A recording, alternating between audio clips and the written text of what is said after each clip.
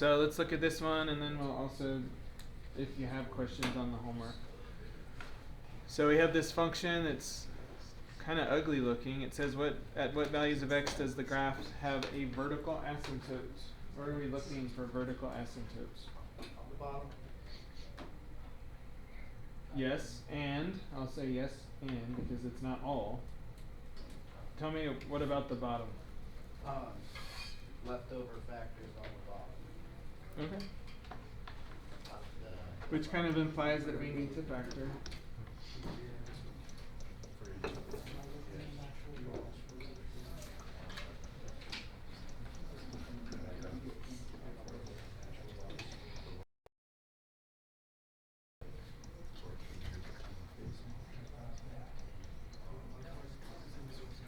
So we have a lot of functions in here, don't we? Like if we think parent functions, we have two squared ones. We have natural log and absolute value all mixed in here. So we have to be careful with pieces that we need to consider. Okay. So writer said uncancelled factors in the denominator create vertical asymptotes. So that would be this one. So there's a vertical asymptote where?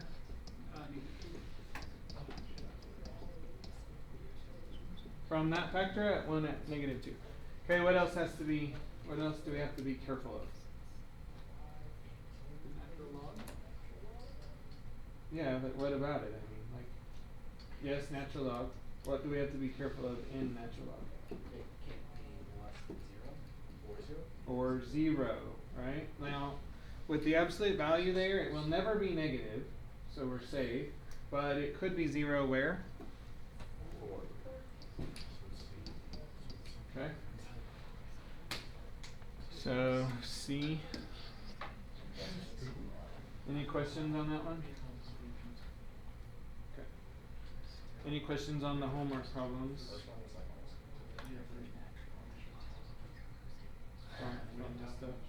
We're all good?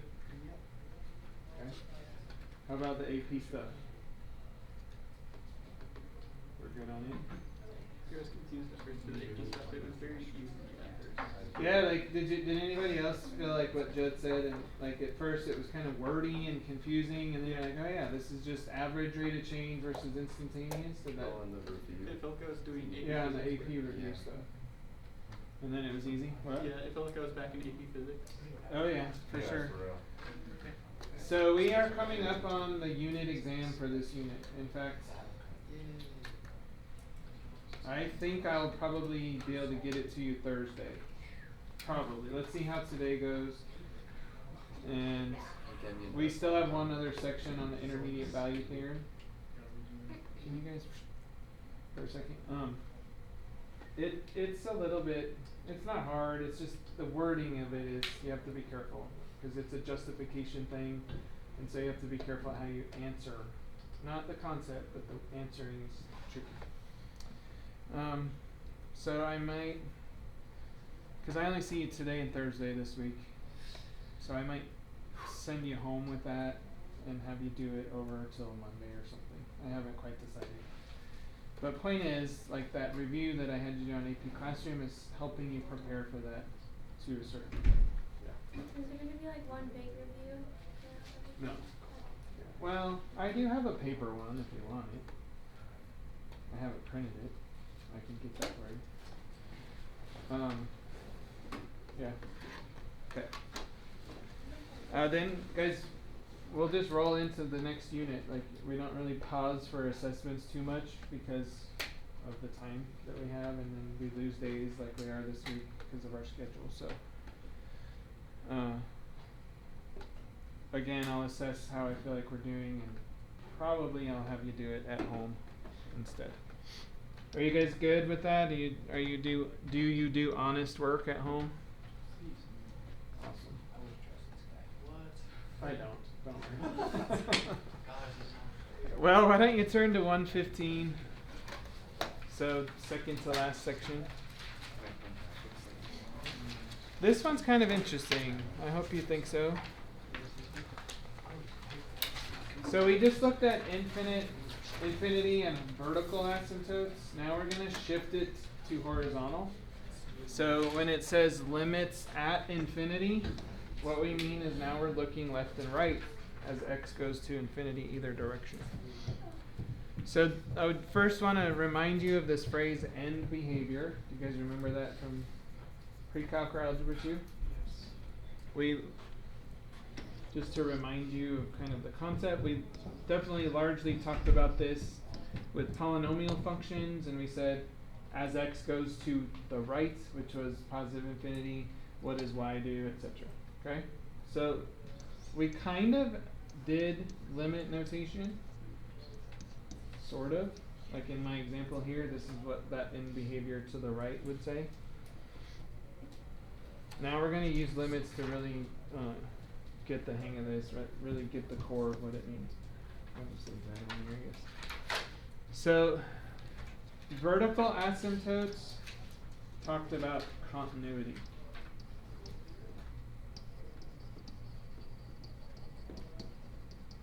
But end behavior, this has nothing to do with that, right? Now, what I drew here doesn't have an asymptote, but when we talk end behavior, we're not dealing with continuity. It's just what happens as we go way to the right or way to the left. Everybody good with that? So it's kind of a vocab shift. So read this, it's pretty wordy. See if you can make sense of it. Did you zoom in a lot? Yeah. Is that good?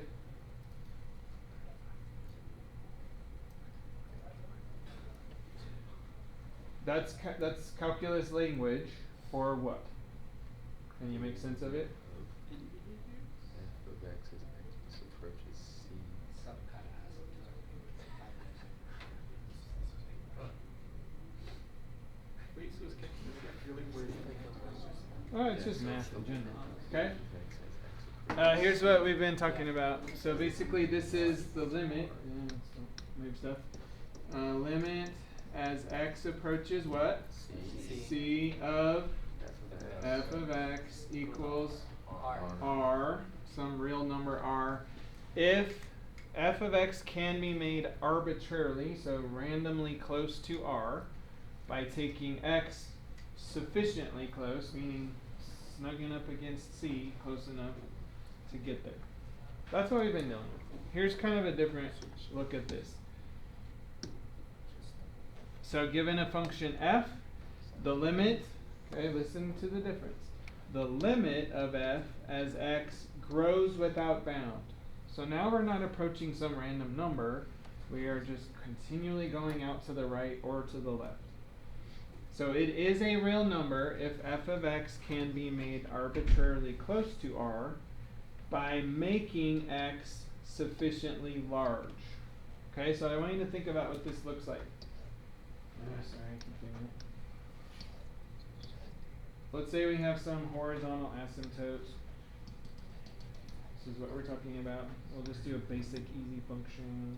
Make it this color. Let's say we're coming out and approaching it from above out to the right. So what we're saying is as x grows without bound, so we're out there at 10 million, 10 hundred million, 10 million, right? It gets bigger and bigger.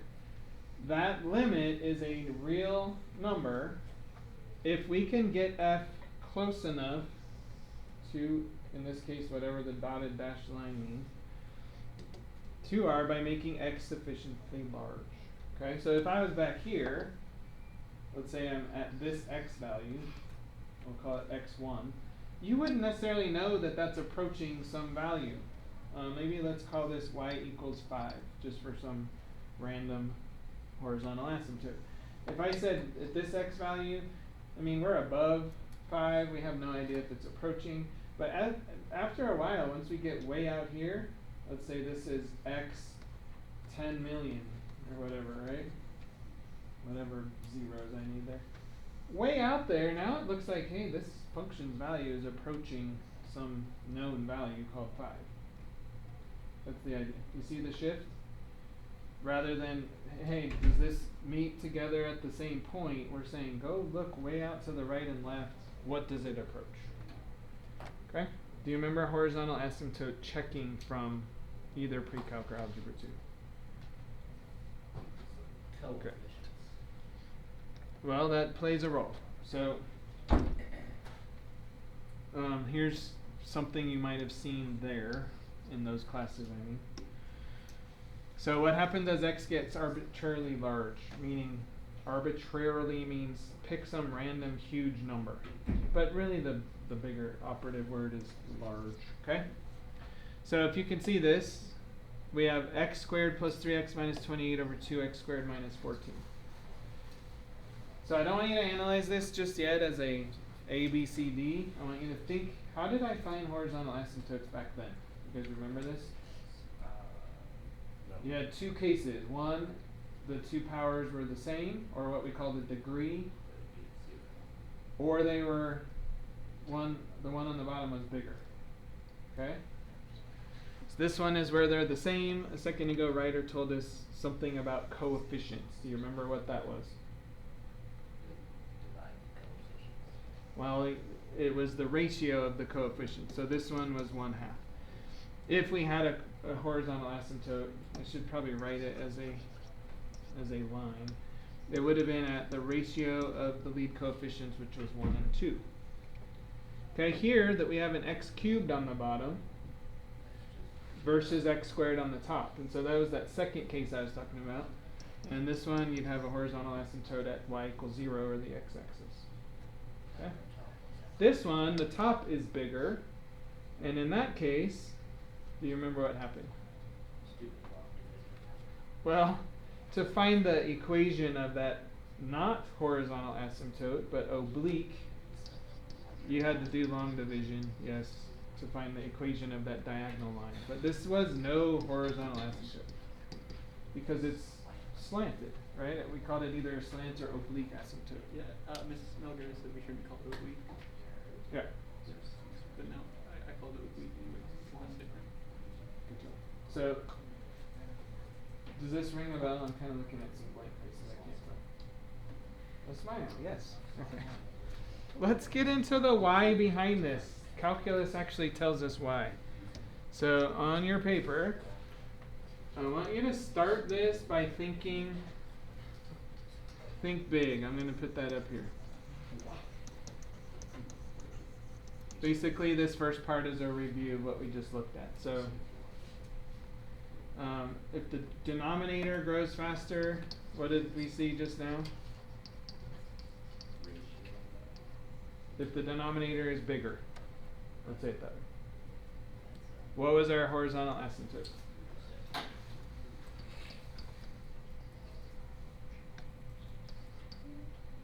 Horizontal asymptote was at y equals 0.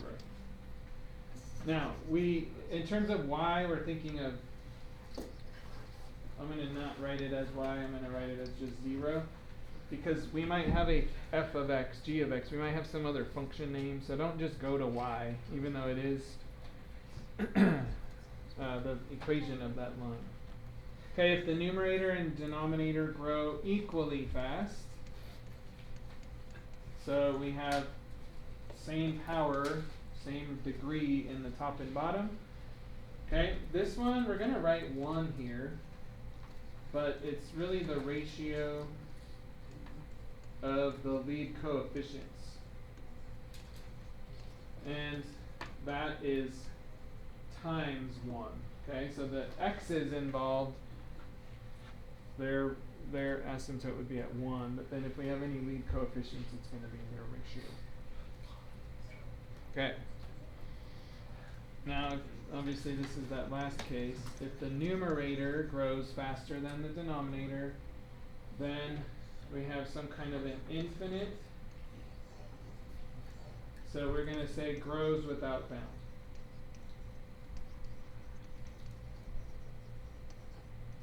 And this is the abbreviation for without, if you're okay with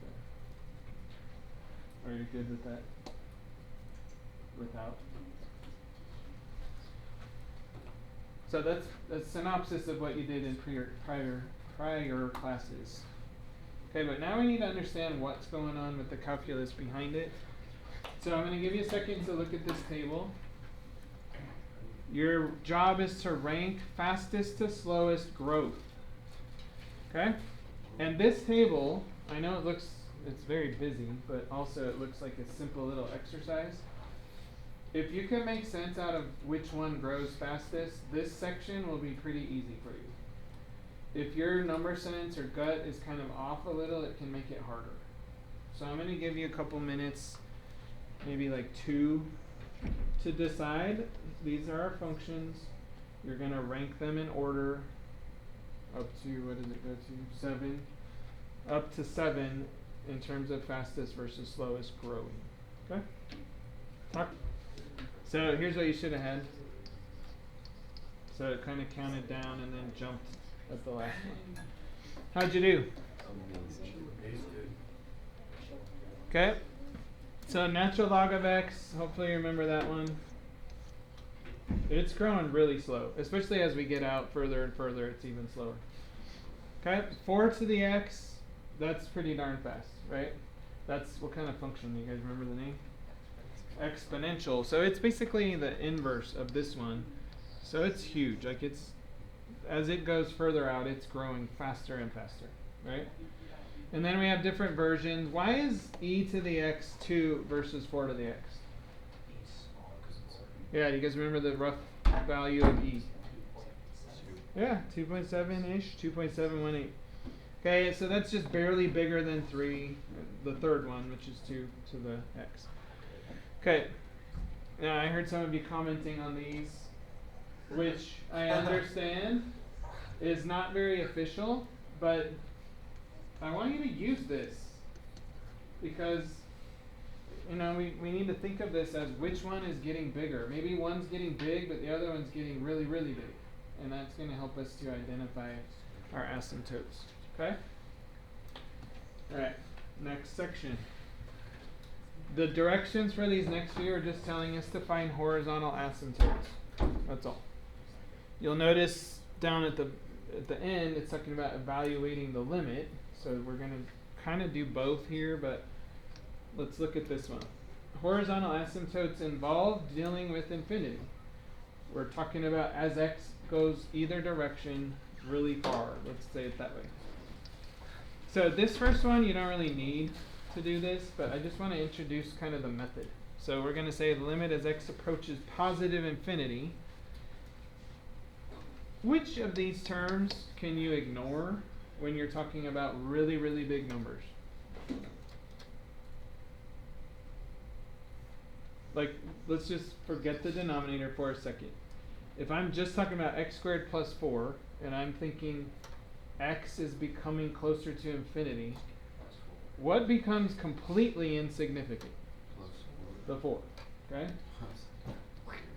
Same thing down here, right? Even though it's not squared, 3x minus 5, that minus 5 doesn't matter at all. It's completely insignificant. Okay, so again, this is not simplifying a function. Be careful. We are not simplifying. I can't just cross off 4 and negative 5. It's in the analysis going to infinity that this is the same as x squared over 3x. Okay? It's equivalent to this. Okay? Again, we're not canceling, we're not simplifying, actually simplifying the function. Okay, well, and then in this is going to simplify to x over 3. And if I'm thinking plug infinity in there, what is infinity over 3? Yeah, right? So that is a bad infinity. I try to write infinity to draw it, and I end up just doing 2 zeros. Okay, what if we go the other way? Well, our analysis is basically the same. The 4 and the 5 cancel. I shouldn't say that. The 4 and the 5 are insignificant, and this becomes x over 3, but now we're thinking to the left. So which way is that? Negative infinity. So does this have a horizontal asymptote? So none. Maybe I'll be more specific. No horizontal asymptote. Okay, but now you know why. It's because as the limit, as we take x arbitrarily huge, the whole thing gets arbitrarily huge. Nothing simplifies down to a single number. Okay? Alright, look at the next one. You know, hopefully from like algebra 2, that this is going to be what? Nope. Because these are growing the same speed. 1/3. What was it? 1/3. Yeah, 1/3. Okay?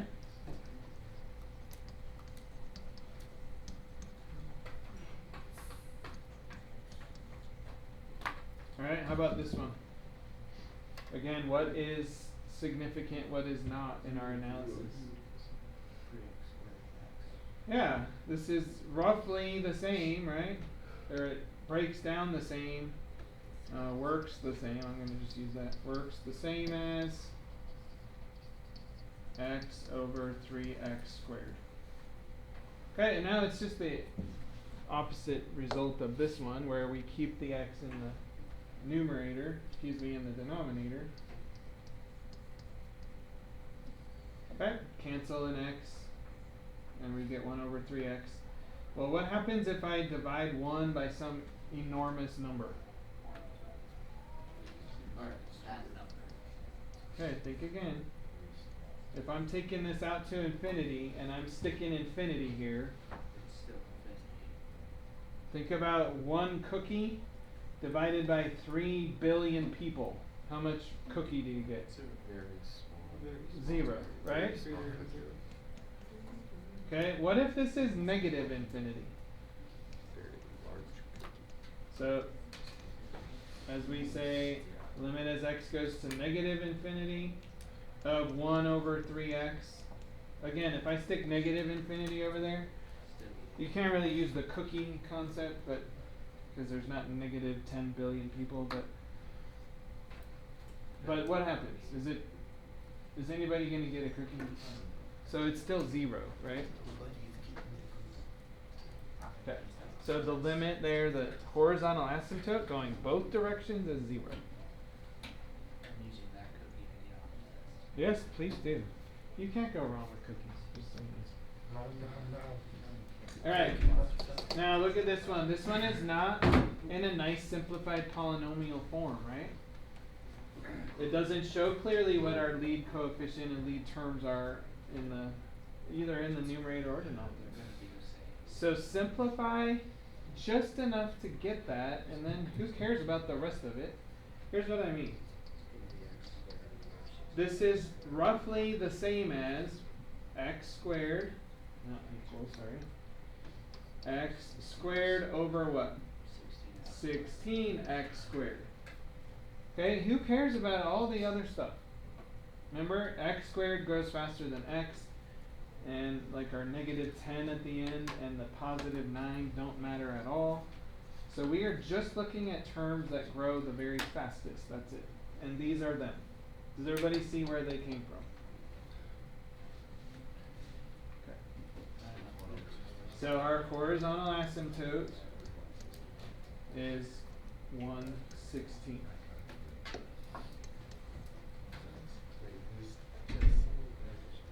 Again, because the x squareds cancel and just leave us the 1/16. Judge, you forgot to cancel your home. Oh yeah. Thank you, Trevor. They're looking for you. Just tell him Hayward I'm out. Thank you, Trevor. Alright, next one. What, do you want to try that one? Why not?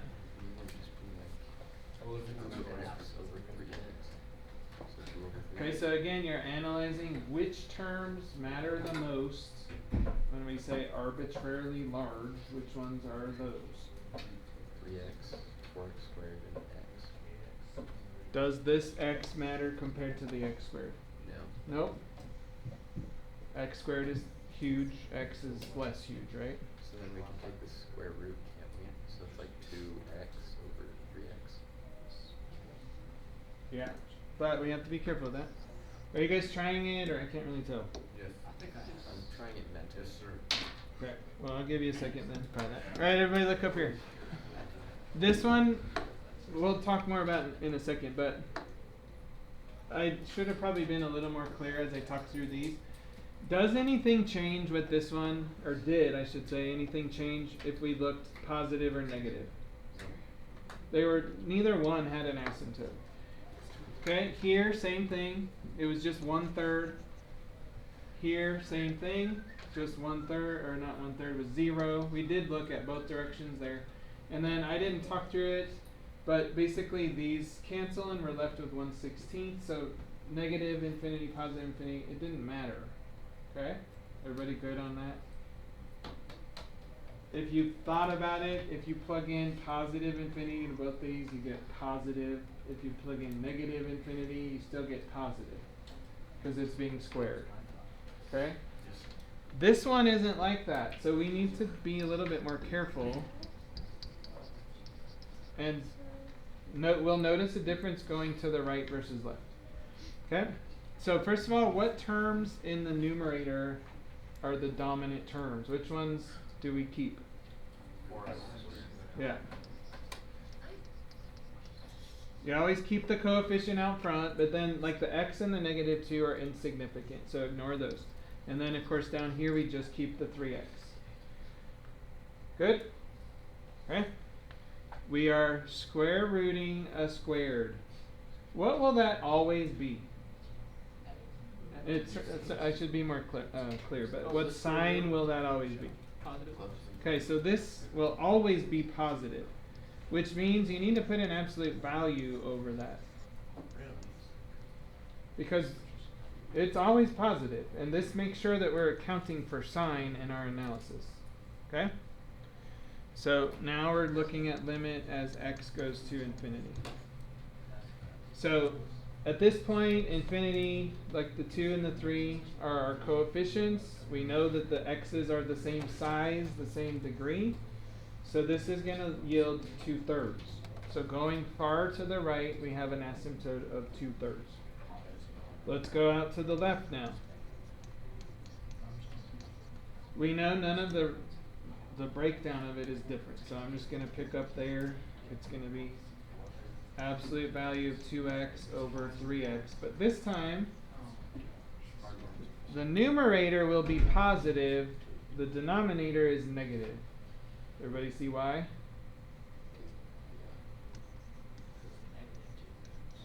Yeah, so this is negative 2/3. So we have that case where it's a different asymptote going right versus left. So when do we do this absolute value thing? It's always going to give a positive value. Yeah, like if we think I stick negative infinity into x squared, it becomes positive, and then I square root that, it's still positive, and that will be true no matter what I plug in. If that's the case, put an absolute value so you get your sign correct on your asymptotes. Why don't you try number 9?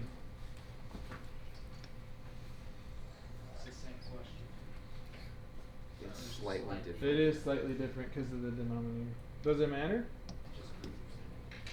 So this becomes the limit as x approaches infinity, and same thing for negative infinity. Our main difference between this one and the last one is that we now have a squared in the denominator, which means the sign of it will always be what? Okay, so this is 2/3 going both directions. Okay? Because of that squared in the denominator, it will always be positive. I forgot the absolute value down here, sorry about that. So we get positive over positive in both cases. Okay? Alright, these ones, when you're evaluating limits, again, we're looking at what does the infinity do? You can't really plug in infinity, but you kind of think of it that way. Okay? So -4e to the 1 over x. If I think of 1 over infinity, in fact, I don't want you to think of it as plugging in an infinity because you can't really. But if this is 1 over really big, what happens to 1 over really big? Really small. Yes, and specifically what value? 0, right? So this is really negative 4e to the 0, what is anything to the 0? Well, most everything. So it's just negative, right? Not everything to the 0 is that. Okay, same thing here. So this is limit, let's just plug it in since we've already talked through. 5e to the negative infinity. Well, sort of, okay? 5e to the negative really big. Oh, it's So that is pretty 5 over e to the really big. Yeah.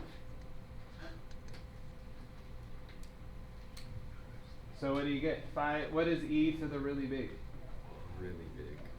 Really, really big, right? Well, what is 5 over huge? 0. Okay? Yes! Do you see how we're using that language even though it sounds kind of juvenile? We're saying like super duper and really big and those kind of things. The concept is there though. Okay? I will put up another AP review for you, and why don't you work on this section? Remember, I don't see you for 2 days, so you'll have time to do all this. I didn't get a chance to talk about the trig stuff on the next page, so we'll talk about that on Thursday. I'll put the problems in your Sorry, just Google post so you guys can read. Just look on Google.